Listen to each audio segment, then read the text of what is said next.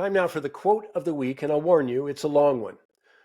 You're maybe aware that on October 2nd, 2025, on the sacred day of Yom Kippur, the Heaton Park Hebrew Congregation Synagogue in Manchester became a site of a horrific attack by someone named Jihad al-Shami, a 35-year-old British citizen who immigrated from Syria. He rammed his car into worshippers outside the synagogue before launching a knife attack, killed two, which prompted the following comment from Alistair Heath, editor of the Daily Telegraph.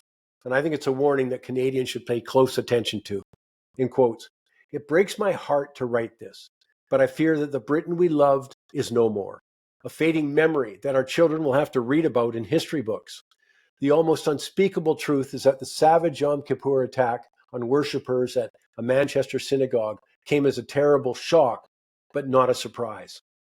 This has been a truly shameful week for our country, our institutions, and our grossly inadequate political establishment. Britain was once the most tolerant, best integrated nation in Western Europe, a beacon of democracy, opportunity, and freedom. That by the 1990s was embracing colorblind and merit-based ideals. It's turned into a cesspit, though, of anti-Semitism, a case study in what a country should not do.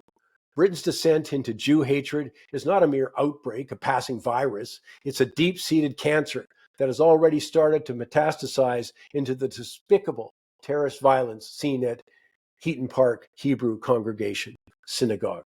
I blame our politicians, Tory and Labour, with few exceptions, for allowing this disease to spread in recent years. Why didn't the Tories listen to Suella Braverman? Nigel Farage gets it. Kemi Badenoch gets it, and it isn't her fault that her conservative predecessors failed so disastrously, but Labour are most to blame. They claim to believe in a diversified and tolerance, but have been behaved in an unacceptably cavalier fashion. It's not good enough for Labour politicians to express their regret at the atrocities in Manchester or proffer their condemnations, or appeal to tolerance, or beg the organizers of the latest marches not to go ahead with their vindictive demonstrations. It's not good enough to condemn a generic hatred when this is very much a specific detestation of Jewish people, an age-old loathing dressed up in Israelophobia garb. It is a scandal that the Labour government decided to reward Hamas for its attack on Israel by recognizing a Palestinian state." End of quote. I thought it's something to remember and think about.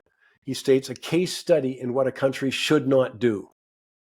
Yet it's to make the case that Canada has done precisely that, as reflected in the celebration of October 7th this past week. Unbelievable. We have a level of imported degradation few would have believed even possible a few years ago. Time to pay attention.